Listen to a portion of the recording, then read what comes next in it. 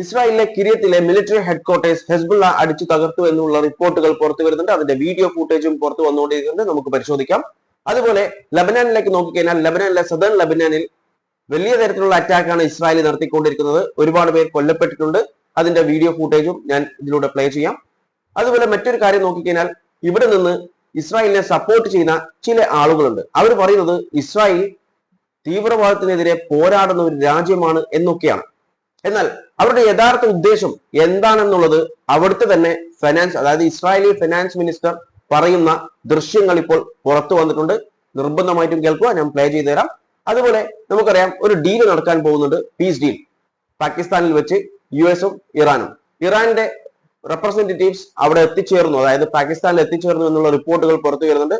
അതുപോലെ ആ ഡീലിൽ എന്ത് സംഭവിക്കും എന്നുള്ള റിപ്പോർട്ടുകളും ഇപ്പോൾ പുറത്തു വരുന്നുണ്ട്. അത് നമുക്ക് പരിശോധിക്കാം. ആദ്യം തന്നെ ലബനാനിലേക്ക് പോവാം. സദേൺ ലബനാനിൽ ഉണ്ടായിട്ടുള്ള ആക്രമണങ്ങളെ ദൃശ്യങ്ങൾ നമുക്കൊന്ന് കാണാം.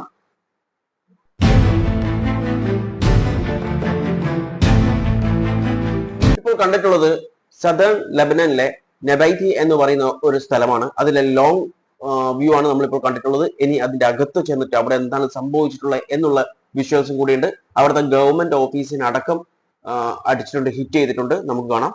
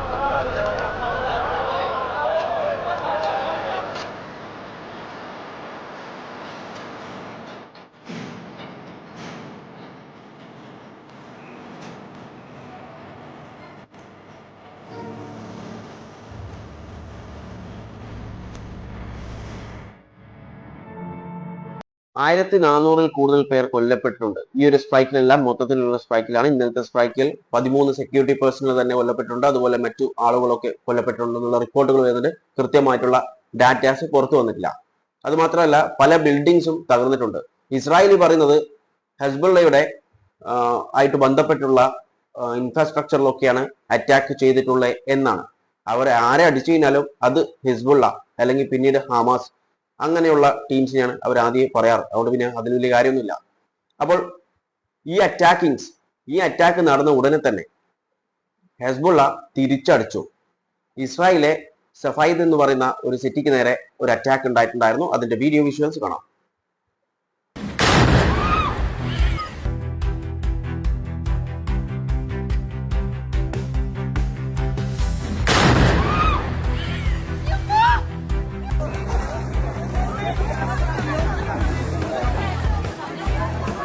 תקשיבו, אז זה היה בצה"ל 8. אימא לאיזה גבול זה היה. אימא ואבא ויה. പിന്നെ ഇസ്രായേൽ ആയതുകൊണ്ട് ഡെറ്റോളോ അല്ലെങ്കിൽ ഇഞ്ചുറീസോ ഒന്നും കാണിക്കില്ലല്ലോ. ഇതന്നെ കിട്ടിയത് ഭാഗ്യമാണ്. ഇനി വേറൊരു സ്ഥലത്തും കൂടി അടിച്ചിട്ടുണ്ട്. അതായത് സ്ഥലത്തിന്റെ പേര് കിര്യത്ത് ഷെമോൻ. അവിടെ അടിച്ചപ്പോൾ സൈറൻ പോലും ആക്റ്റീവ് ആയിട്ടില്ല, അതായത് സൈറൻ പോലും അടിഞ്ഞിട്ടില്ല എന്നാണ് റിപ്പോർട്ടുകൾ പറയുന്നത്. വീഡിയോ കണ്ടു നോക്കാം.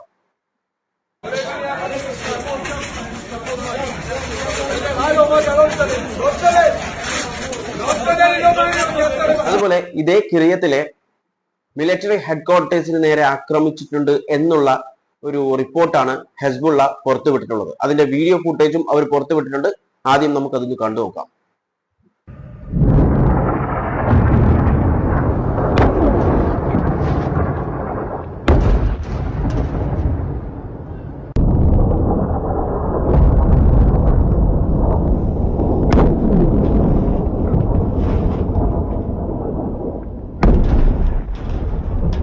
ഇത് AI ആണോ എന്ന് പരിശോധിച്ചപ്പോൾ AI അല്ല എന്നാണ് മനസ്സിലായിട്ടുള്ളത്. പക്ഷേ ഈ ഒരു കാര്യം ഇതുവരെ ഇസ്രായേൽ സ്ഥിരീകരിച്ചിട്ടില്ല. അതുകൊണ്ട് തന്നെ ഇതിന്റെ സത്യാവസ്ഥ എത്രത്തോളമാണെന്ന് പറയാൻ സാധിക്കില്ല. ഇന്നലെ അതായത് 10-ാം തീയതി വെള്ളിയാഴ്ച ഇസ്രായേലിന് നല്ല രീതിയിലുള്ള അടി 3-4 സ്ഥലങ്ങളിലായിട്ട് ലഭിച്ചിട്ടുണ്ട്. അതിന്റെ 2-3 മടങ്ങ് അടി ലെബനനും ലഭിച്ചിട്ടുണ്ട്. പിന്നെ ഇസ്രായേലിന്റെ കാര്യം നമുക്കറിയാമല്ലോ, കൂടുതലും സെൻസേർഡ് ആയിരിക്കും. ഒരു സാധനവും പുറത്തു വരില്ല, പ്രത്യേകിച്ച് ഈ സമയത്ത് പുറത്തു വരികയും ചെയ്യില്ല. കാരണം ഒന്നാമത് അവർ വിജയിച്ചു എന്ന് പറഞ്ഞ് നടക്കുന്ന ഒരു സമയമാണ്. കാരണം ഇറാനുമായിട്ടുള്ള യുദ്ധത്തിൽ ഇവരാണ് വിജയിച്ചിട്ടുള്ളത് എന്നാണ് ഇസ്രായേൽ പറഞ്ഞു നടക്കുന്നത്. അതുകൊണ്ടാണ് ഞങ്ങൾ യുദ്ധം നിർത്താതെ മറ്റു രാജ്യവുമായിട്ട് ലെബനനുമായിട്ട് യുദ്ധം നടത്തിക്കൊണ്ടിരിക്കുന്നത് എന്നുള്ള വിവരങ്ങളും ഇസ്രായേൽ പുറത്തു വിട്ടുകൊണ്ടിരിക്കുന്നുണ്ട്. അതായത് നമ്മൾ വിജയമാണ്, അതുകൊണ്ടാണ് നമ്മൾ നിർത്താത്തെ എന്ന രീതിയിൽ. എന്നാൽ ഈ കാര്യങ്ങൾ, അതായത് ലെബനൻ തിരിച്ചടിക്കുന്നത് പുറത്തു വിട്ട് കഴിഞ്ഞാൽ അത് അവർക്ക് മോശമല്ലേ? അപ്പൊ ലോകത്തിന് മുന്നിൽ നാണം കെടുമല്ലോ. ഓൾറെഡി നാണം കെട്ടിട്ടാണുള്ളത്. എന്നാലും അപ്പോൾ അതുകൊണ്ട് തന്നെ ഇസ്രായേലിൽ നടക്കുന്ന കാര്യങ്ങളൊന്നും കൃത്യമായി പുറത്തറിയില്ല. ഇനി ചില ആളുകൾ ഇസ്രായേലിനെ സപ്പോർട്ട് ചെയ്യുന്നുണ്ട്. തീവ്രവാദികളെ ഉന്മൂലനം ചെയ്യാൻ വേണ്ടി ജനനമെടുത്ത രാജ്യമാണ് ഇസ്രായേൽ എന്നൊക്കെ പറഞ്ഞിട്ടുള്ള അവർക്ക് വേണ്ടിയിട്ടുള്ള ഒരു വിഷ്വലാണ് അവിടുത്തെ ഫിനാൻസ് മിനിസ്റ്റർ, അതായത് ഇസ്രായേലി ഫിനാൻസ് മിനിസ്റ്റർ പറയുന്ന കാര്യമാണ് എന്തിനു വേണ്ടിയിട്ടാണ് ഈ യുദ്ധമൊക്കെ നടത്തുന്നത്. കണ്ടു നോക്കാം. יש רגל מדינית מסיימת ביהודה ושומרון שהורגת לחלוטין את רעיון חלוקת הארץ והקמת מדינת טרור בלב ליבה. תהיה רגל מדינית מסיימת בעזה שתרחיב את גבולותינו. תהיה רגל מדינית מסיימת בלבנון שתרחיב את גבולותינו על הליטני לגבולות ברי הגנה. תהיה רגל מדינית מסיימת בסוריה כתר החרמון והחיץ לפחות. כן, יש רגל צבאית, יש רגל מדינית. אז תודה רבה על עוד יישוב, ובבקשה מכולנו לשלב ידיים כדי להיות שותפים ולזכות להקים עוד הרבה מאוד יישובים, שוב, ביהודה ושומרון, בשש אחרי המלחמה לממש את הרגליים המדיניות המסיימות האלה בצפון, בדרום, במזרח, במערב יש ים, אבל גם שם. പറയുന്നത് കേട്ടില്ലേ? 2 സ്റ്റെപ്സ് ആണ്, അതായത് political steps and military steps. ആദ്യം മിലിറ്ററി സ്റ്റെപ്സ്, പിന്നീട് പൊളിറ്റിക്കൽ സ്റ്റെപ്സ്. അതായത് ഗാസയിൽ മിലിറ്ററി സ്റ്റെപ്സ് ഏതാണ്ട് കഴിഞ്ഞു എന്ന രീതിയിലാണ് സംസാരിച്ചിട്ടുള്ളത്. ഇനി പൊളിറ്റിക്കൽ സ്റ്റെപ്സ് ആണ്, അതായത് അവിടെ എസ്റ്റാബ്ലിഷ്മെന്റ്സ്, അവരെ സെറ്റിൽമെന്റ്സ് തുടങ്ങുക എന്നുള്ളത്. രണ്ടാമതായിട്ട് പറഞ്ഞുള്ളത് ലബനനിലാണ്. ലബനനിൽ ഈ വാർ കഴിഞ്ഞതിന് ശേഷം, അതായത് ഏതാണ്ട് ആ രീതിയിലാണ് അവർ സംസാരിക്കുന്നത്. അതായത് ഈ ഇപ്പോഴത്തെ നടന്നുകൊണ്ടിരിക്കുന്ന മിലിറ്ററി സ്റ്റെപ്സ് കഴിഞ്ഞ് കഴിഞ്ഞാൽ അവിടെ പൊളിറ്റിക്കൽ സ്റ്റെപ്സ് നടത്തിയിട്ട് അവിടെ അവരുടെ ബോർഡർ, ഇസ്രായേലി ബോർഡർ എക്സ്പാൻഡ് ചെയ്യും ടു ലിഥാനിയ എന്നാ പറഞ്ഞിട്ടുള്ള സ്ഥലം. അതുവരെ അവരുടെ ബോർഡർ അവരെ എക്സ്പാൻഡ് ചെയ്യും Israeli, okay, with defensive borders. അതുപോലെ തന്നെ സിറിയയിലും ഇതുപോലെ there will be a political steps in Syria to on mount Hermon വരെ and in the buffer zone, പറ്റുവാണെങ്കിൽ ബഫർ സോൺ വരെ. അതുപോലെ political and join hand I ask all of us, അതായത് എല്ലാവരോടും ജോയിൻ ചെയ്യാൻ വേണ്ടിയിട്ട്, അതായത് ഇസ്രായേലികളോട് പറയുന്നതാണ് എല്ലാവരും ജോയിൻ ചെയ്യാൻ വേണ്ടി. എന്തിന്? കൂടുതലായിട്ടുള്ള മെറിറ്റ് എടുത്തിട്ട് എന്ത് ചെയ്യാം, കൂടുതൽ സെറ്റിൽമെന്റ്സ് അവിടെ ബിൽഡ് ചെയ്യാൻ വേണ്ടിയിട്ട് ഞങ്ങളുടെ കൂടെ ജോയിൻ ചെയ്യണമെന്നാണ് ഈ ഫിനാൻസ് മിനിസ്റ്റർ പറഞ്ഞിട്ടുള്ളത്. അഗെയിൻ ഇൻ ജൂദിയോ ആൻഡ് സെമാരിയ, അതായത് ഓക്യുപ്പൈഡ് വെസ്റ്റ് ബാങ്ക്സ് ആണ്, അവിടെ കൂടുതലായിട്ടുള്ള ആളുകൾ വരണമെന്ന്. ആൻഡ് ഡേ ആഫ്റ്റർ ദി വാർ കഴിഞ്ഞ ഉടൻ തന്നെ we will implement these political steps. അതായത് വാർ കഴിഞ്ഞാൽ, ഞാൻ ആദ്യം പറഞ്ഞ പോലെ വാർ കഴിഞ്ഞു കഴിഞ്ഞാൽ പിന്നീട് പൊളിറ്റിക്കൽ സ്റ്റെപ്സ് ആണ്. പൊളിറ്റിക്കൽ സ്റ്റെപ്സ് എന്ന് പറയുന്നത് അവിടെ ഒക്യുപ്പൈ ചെയ്യുക എന്നുള്ളത് തന്നെയാണ്. Political steps in north, south and east, ഈ 3 സ്ഥലങ്ങളിലായിട്ട് ഇവരുടെ ബോർഡർ ഇവർ എസ്റ്റാബ്ലിഷ് ചെയ്യും, എക്സ്പാൻഡ് ചെയ്യും എന്നാണ് പറഞ്ഞത്. കൂടുതലായിട്ട് ബോർഡർ പിടിച്ചെടുക്കും, എന്നിട്ട് ഒരു ഗ്രേറ്റ് ഇസ്രായേൽ ഉണ്ടാക്കും. ആ ഒരു ഉദ്ദേശം തന്നെയാണ് ഇവർ ആദ്യം മുതലേ ചെയ്തുകൊണ്ടിരിക്കുന്നത്. അത് മനസ്സിലാവാത്ത, അല്ലെങ്കിൽ മനസ്സിലായിട്ടും മനസ്സിലാവുന്നില്ല എന്ന് കരുതുന്ന ചില ആളുകളാണ് ഇവിടെ ഉള്ളത്, അവരെ സപ്പോർട്ട് ചെയ്യുന്നത്. ഹെസ്ബുള്ളയെ അറ്റാക്ക് ചെയ്യാൻ വേണ്ടിയിട്ടാണ് ലെബനനിൽ അതായത് ഹെസ്ബുള്ളനെ ഇല്ലാതാക്കാൻ വേണ്ടിയിട്ടാണ് ലെബനനിൽ അറ്റാക്ക് ചെയ്യുന്നു എന്നാണ് ഇസ്രായേൽ വാദിക്കുന്നത്. എന്നാൽ അതേസമയം ഹെസ്ബുള്ള ഫൗണ്ട് ചെയ്യുന്നതിന് മുൻപേ ലെബനനിൽ ഇവർ അറ്റാക്ക് ചെയ്തിട്ടുണ്ടായിരുന്നു. എന്തിനു വേണ്ടിയിട്ടാണ്? അപ്പോൾ അവരുടെ ഉദ്ദേശം ഈ പറഞ്ഞതാണ്, ഈ ഫിനാൻസ് മിനിസ്റ്റർ പറഞ്ഞത്, അല്ലാതെ തീവ്രവാദം നിർത്തലാക്കുക അതൊന്നല്ല അവരുടെ ഉദ്ദേശം. അടുത്തതായി നമുക്ക് പരിശോധിക്കാനുള്ളത് ഈ പീസ് ഡീലിനെ കുറിച്ചാണ്. അതായത് ഇറാനും US തമ്മിലുള്ള പീസ് ഡീൽ, അത് എന്ത് സംഭവിക്കും എന്നുള്ളത് ഞാൻ ഓൾറെഡി പറഞ്ഞു കഴിഞ്ഞു. ഇറാന്റെ ഡെലിഗേറ്റ്സ് അവിടെ വന്നു കഴിഞ്ഞിട്ടുണ്ട്, പാകിസ്ഥാനിൽ എത്തിയിട്ടുണ്ട് എന്നുള്ള റിപ്പോർട്ടുകൾ വരുന്നുണ്ട്. അപ്പോൾ ഇതെന്ത് സംഭവിക്കും? ഓൾറെഡി നമുക്ക് ഇപ്പോഴത്തെ സിറ്റുവേഷൻ അറിയാം. കറന്റ് സിറ്റുവേഷൻ എന്ന് പറയുന്നത് ഇറാൻ പറയുന്ന കാര്യങ്ങളല്ല US പറയുന്നത്. അതായത് രണ്ടുപേരും ഇപ്പോൾ സീസ് ഫയറിലെ കണ്ടീഷൻസിൽ വരെ തർക്കത്തിലാണ്. ഇറാൻ കുറച്ച് പോയിന്റ്സ് പറയുന്നു, എന്നാൽ അതിന് നേരെ വിപരീതമായിട്ടാണ് US പോയിന്റ്സ്. അതായത് US ആ പോയിന്റ്സ് ഒന്നും സ്വീകരിച്ചിട്ടില്ല, അക്സെപ്റ്റ് ചെയ്തിട്ടില്ല എന്ന രീതിയിലാണ് സംസാരിക്കുന്നത്. അപ്പോൾ അവിടെ തന്നെ ഒരു പ്രശ്നമുണ്ട്. അത് മാത്രമല്ല ഇവിടെ നോക്കേണ്ട 2 രീതിയിൽ എന്ന് പറയുന്നത്, ഒന്നാമത്തെ കാര്യം എന്ന് പറയുന്നത് ഒരു പോസിറ്റീവ് സൈഡ് ഉണ്ട്. കാരണം പോസിറ്റീവ് സൈഡ് എന്ന് പറയുന്നത് ഇറാൻ പറഞ്ഞിട്ടുണ്ടായിരുന്നു നെഗോസിയേഷൻ തുടങ്ങുന്നതിന് മുമ്പ്, അതായത് ഇപ്പോൾ നടക്കാൻ പോകുന്ന നെഗോസിയേഷൻ തുടങ്ങുന്നതിന് മുമ്പായി രണ്ട് കാര്യങ്ങൾ US ചെയ്യണം. ഒന്നാമത് ലെബനനുമായിട്ടുള്ള അറ്റാക്കിംഗ് ഇസ്രായേൽ നിർത്തണം, അവിടെയും സീസ് ഫയർ നടക്കണം. പക്ഷെ അത് ഇതുവരെ നടന്നിട്ടില്ല. കണ്ടിന്യൂസ്ലി ഇപ്പോഴും അടിച്ചുകൊണ്ടിരിക്കുന്നുണ്ട്. നെതന്യാഹുവിന്റെ ഭാഗത്ത് നിന്ന് വന്നിട്ടുള്ള റിപ്പോർട്ടുകൾ അല്ലെങ്കിൽ അവർ പറയുന്നത് വെച്ചാൽ ഇനിയും അടിക്കും എന്ന് തന്നെയാണ്. അത് ഇതുവരെ നടപ്പായിട്ടില്ല. എന്നാൽ രണ്ടാമതൊരു കാര്യം, അവരുടെ ഫോറിനിലുള്ള അസറ്റ്, ഇറാന്റെ ഫോറിനുള്ള അസറ്റ് ഒക്കെ റിലീസ് ചെയ്യണമെന്ന് പറഞ്ഞിട്ടുണ്ടായിരുന്നു നെഗോസിയേഷന് മുമ്പ്. അതായത് ഇവിടെ പറഞ്ഞിട്ടുള്ളത് two of the measure mutually agreed upon between the parties have yet to be implemented. ഇതുവരെ ഇംപ്ലിമെന്റ് ചെയ്തിട്ടില്ല. നമ്മൾ മ്യൂച്വലി അഗ്രി ചെയ്തിട്ടുള്ള രണ്ട് measures, a ceasefire in Lebanon and the release of Iranian blocked asset prior to the commencement of negotiation. Negotiation തുടങ്ങുന്നതിന് മുൻപായി രണ്ട് കാര്യങ്ങൾ, ഒന്ന് സീസ് ഫയർ ഇൻ ലെബനനിലെ സീസ് ഫയർ നടക്കണം.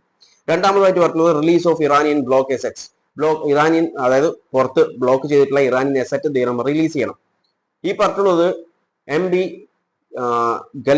ഗലീബഫ് ആണ് പറഞ്ഞിട്ടുള്ളത്. ഓക്കെ, അപ്പോൾ ഇപ്പോൾ ഇസ്രായേലി ഒബ്സർവേഴ്സ് എന്ന് പറഞ്ഞിട്ടുള്ള ഒരു റിപ്പോർട്ട് എന്ന് പറയുന്നത് Qatar and South Korea banks are working to release $7 billion worth of frozen Iranian fund. അതായത് ഇറാന്റെ ഫ്രീസ് ചെയ്തിട്ടുള്ള $7 billion ഫണ്ട് റിലീസ് ചെയ്യാനുള്ള വർക്കിംഗ്സ് ഒക്കെ Qatari and South Korean banks start ചെയ്തിട്ടുണ്ട്. അതായത് ഫണ്ട് റിലീസ് ചെയ്യുന്നുണ്ട് എന്നാണ് പറഞ്ഞിട്ടുള്ളത്. അതായത് ഫ്രീസിങ് ചെയ്തിട്ടുള്ള സാധനം ഫണ്ട് റിലീസ് ചെയ്യുന്നു. അതായത് അതൊരു പോസിറ്റീവ് സൈഡാണ്.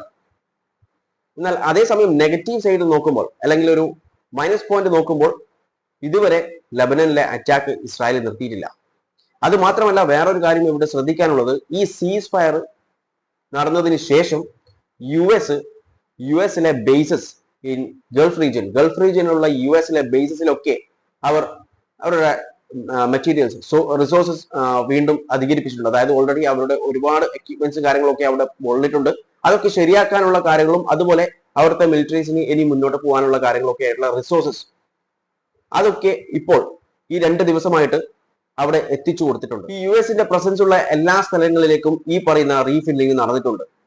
മറ്റൊരു റിപ്പോർട്ട് വരുന്നത് എന്ന് പറയുന്നത് US ഈ പറയുന്ന സ്ഥലങ്ങളിലൊക്കെ ഏതാണ്ട് അവരുടെ സ്റ്റോക്ക് ഒക്കെ ഏതാണ്ട് കഴിയാനായിട്ടുണ്ടായിരുന്നു. അതുപോലെ എക്യുപ്മെന്റ്സ് ഒക്കെ ഡാമേജ് ആക്കിയിട്ടുണ്ടായിരുന്നു ഇറാൻ. അപ്പോൾ ഇനിയും ഇതുപോലെ ആ ഒരു സീസ് ഫയർ നടക്കാതെ കണ്ടിന്യൂ ചെയ്തു കഴിഞ്ഞാൽ ഇതൊക്കെ യുഎസിന്റെ ഒക്കെ തകരും എന്നൊരു റിപ്പോർട്ട് പുറത്തു വന്നിട്ടുണ്ടായിരുന്നു. മേ ബി അതിനെ തുടർന്നാവാം ഈ പെട്ടെന്നുള്ള ഒരു സീസ് ഫയർ. കാരണം ഇറാനെ അടിച്ച് തകർക്കും ഇന്ന് രാത്രി എന്നാണ് പറഞ്ഞിട്ടുള്ളത്. പക്ഷെ ആ രാത്രി വന്നിട്ടുള്ളത് സീസ് ഫയർ എന്ന് പറയുന്ന ഒരു കാര്യമായിരുന്നു. അതിൽ തന്നെ സംശയം നമുക്ക് ആലോചിച്ചാൽ മനസ്സിലാവും.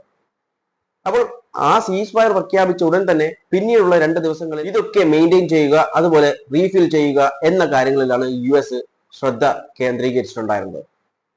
അപ്പോൾ തന്നെ മനസ്സിലാക്കാം അത്രത്തോളം അടി US കിട്ടിയിട്ടുണ്ട്. അപ്പോൾ അതിനുശേഷമാണ് ഈ കാര്യങ്ങളൊക്കെ ചെയ്തിട്ടുള്ളത്. ഒരു പക്ഷേ ഈ ഒരു കാര്യങ്ങൾ നമുക്കറിയാം, ഒരുപാട് പീസ് ടോക്സ് ഒക്കെ US ആയിട്ടൊക്കെ നടന്നതാണ്. പക്ഷേ ഒരു ദിവസം 2 ദിവസം കഴിയുമ്പോഴത്തേക്ക് ആ പീസ് ടോക്ക് ഒക്കെ പൊളിയും. കാരണം പൊളിയാനുള്ള കാരണങ്ങൾ ഇപ്പോൾ തന്നെ ഉണ്ട്. കാരണം ഞാൻ ആദ്യം പറഞ്ഞു, ഈ പറയുന്ന കണ്ടീഷൻസ്, ഈ സീസ് ഫയറിന്റെ കണ്ടീഷൻ തന്നെ രണ്ടുപേരും ഇപ്പോൾ അംഗീകരിച്ചിട്ടില്ല. അപ്പോൾ പീസ് ടോക്ക് വന്നു കഴിഞ്ഞാൽ ഈ പീസ് ടോക്കിന്റെ സമയത്ത് US അവർക്ക് ആവശ്യമുള്ള കാര്യങ്ങൾ പറയും, ഇറാൻ അവർക്കുള്ള ആവശ്യം പറയും. ഇത് രണ്ടും നടക്കില്ല. അങ്ങനെ വരുമ്പോൾ ഈ പീസ് ടോക്കും പൊളിയും. അപ്പോൾ വീണ്ടും അടി തുടങ്ങും. ആ അടി തുടങ്ങുന്നതിന് മുമ്പ് എല്ലാം സജ്ജമാക്കുകയാണ് US ചെയ്തിട്ടുള്ളത്. അതായത് സീസ് ഫയർ എന്ന് പറഞ്ഞിട്ട് ഒരു ചെറിയൊരു സമാധാനം, ആ സമാധാനത്തിന്റെ ഉള്ളിൽ ഇവിടെ എന്ത് ചെയ്യണം, എല്ലാ കാര്യങ്ങളും ഒന്നും കൂടി സെറ്റാക്കി അറേഞ്ച് ചെയ്ത് വെക്കുക എന്നൊരു കാര്യമാണ് ഇവിടെ ചെയ്തിട്ടുണ്ടാവുക.